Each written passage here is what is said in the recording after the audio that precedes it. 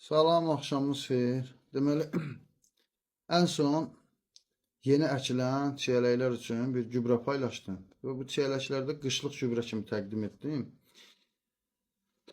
Bunu belə anlamaq lazımdır ki, köçürmə edilən bütün işçilərin əsasən özünü bərpaya ehtiyacı var və istixanalarda, yəni tərəvəzlərdən söhbət edirəm.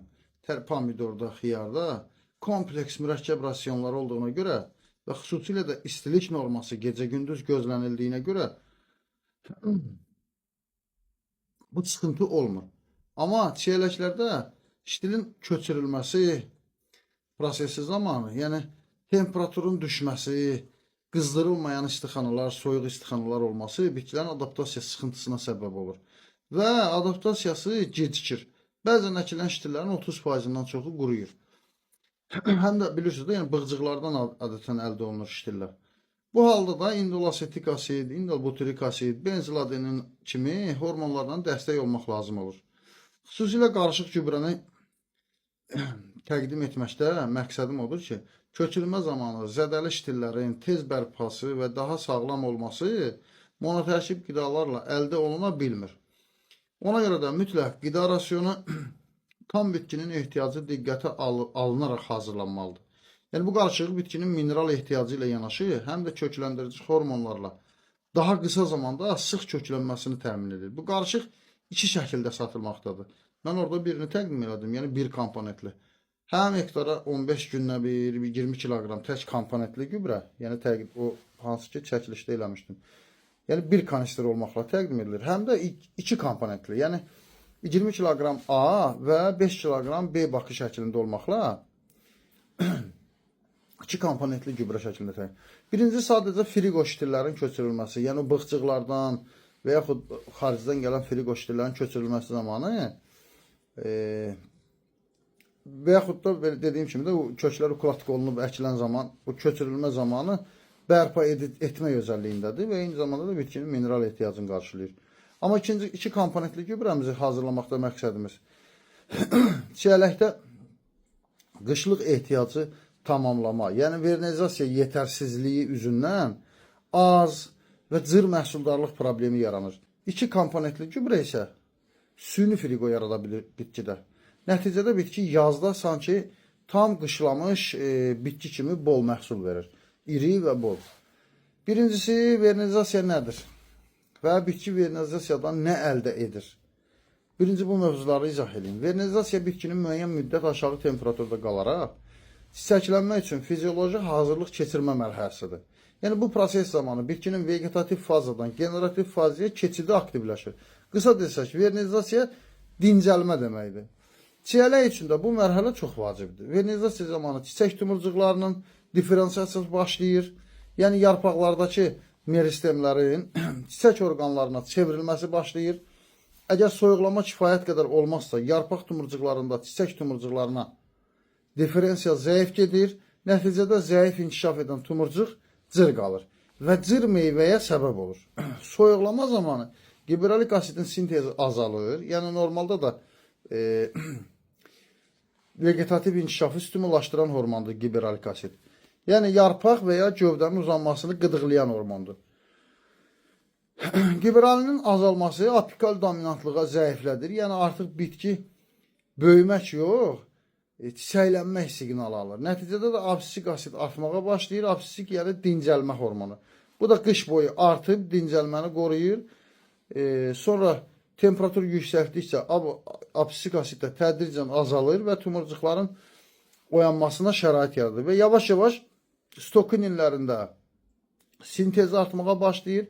Nəticədə çiçək diferensiyası aktivləşir. Vegetativ inkişafın dayanması sürətli aksinin azalması nəticəsində baş verir. Ta ki uyğun tarazlığa alana qədər vegetativ inkişaf ya getmir, ya da çox zəif gedir. Hormonal balanslaşma, yəni bu dediyim proses ağaclarda daha yaxşı müşahidə olunur. Çiçəklər tam açıb mayalanana qədər yarpaqlar tıqq eləmir. Yəni görürsünüz yazda. Elə bil bu ağacda konkret ancaq çiçək var, heç yarpaq olmayacaq. Yəni ağac o şəkildə ayılır ayılanda. Ayılıbsa əslində yarpaq da ayılmalıdır çiçəklər kimi. Amma ayılmır konkret. Temperatur da olsa fərq eləmir. Yarpaqlar hormonal balanslaşmanın sonunda açmalıdır. Çiyələk istixanalarında xüsusilə vegetativ inkişafın nazı ilə o qədər oynayırlar ki, bitki istəsə də vernizasiyasını təmin edə bilmir. Əslində budama aparılmalıdır. Hardasa yanvar-fevral ayında bitki dincələ bilməsə də heç olmasa mürgüləsin. Yəni mən çiyələkçilərlə bir il işlətmişəm. Bir neçə müddət işləyirik. Yəni bir il konkret bu budama üstündə az qalmışdılar, məni terrorist çıxardalar. Yəni mürgüləməyə belə imkan vermirlər bitkiyə. Məhz bu gübrəni hazırlamaqda məqsədim ilə sizin bitkiyə çox nazlı davranmağınızdır. Bu gübrə ilə budamaya belə ehtiyac yoxdur. Belə deyək ki, yarpaqların inkişafının durmasına səbəb hormonların fəaliyyətinin miqdarının dəyişməsi olsa da, burada floverin locus T, yəni FT geni aktivləşir. Bu da florigen adında bir çiçəklənmə siqnalı zülalının əmələ gəlməsini təmin edir. Florigen də yarpaq tumurcuqlarından birbaşa meristemə daşınır və çiçək induksiyası başlayır.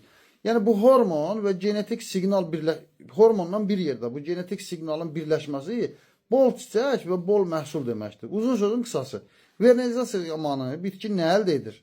Sualının cavabı odur ki, bitki bu qədər saydıqların proseslərin hamısının baş verməsi FT genini aktivləşdirmək üçündür. Yəni FT geni aktivləşirsə, vernizasiyanın qazancı FT geninin aktivləşməsidir. Yəni bu proseslər ancaq FT geninin aktivləşməsi üçündür. Süni şəkildə bu geni idarə etmək bitkinin vernizasiyasız da, yəni vernizasiya olmadan da, qış keçirtmədən də məhsuldarlığını əldə etməyə imkan verir. İki komponentli gübrələmə ilə bitkilərdə hormon balansını idarə etmək mümkündür. Bir də mövzunu əksinə izah eləyək. Yəni vernizasiya çatışmazlığı zamanı nə baş verir bitkidə? Qısa desək, ABA yüksəlir, absisik asid yüksəlir, meristemlərin hamısı vegetativ qalır, giberalin və sitokinin səviyyəsi az olur və çiçək tumurcuqlarının sintezi baş vermir. Yəni FT geni aktivləşmir, qısa desək. Bitki daha çox bığ əmələ gətirir, çiçək qönçələri azalır, məhsuldarlıq düşür.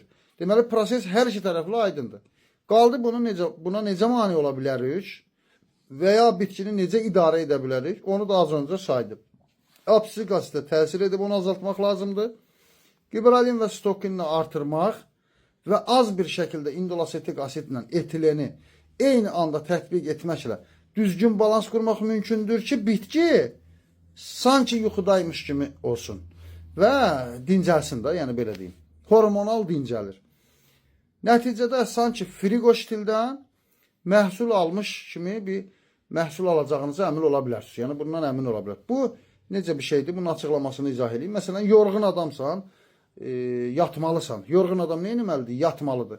Amma yatmadan da o yorğunluğu aradan qaldırmaq mümkündür. Necə? Misal üçün, kofe içməklə mi deyim, masaja getməklə mi deyim, nə bilim, hansısa bir şəkildə o yorğunluğu aradan qaldırmaq mümkündür və daha gümrahlıq əldə edirsən.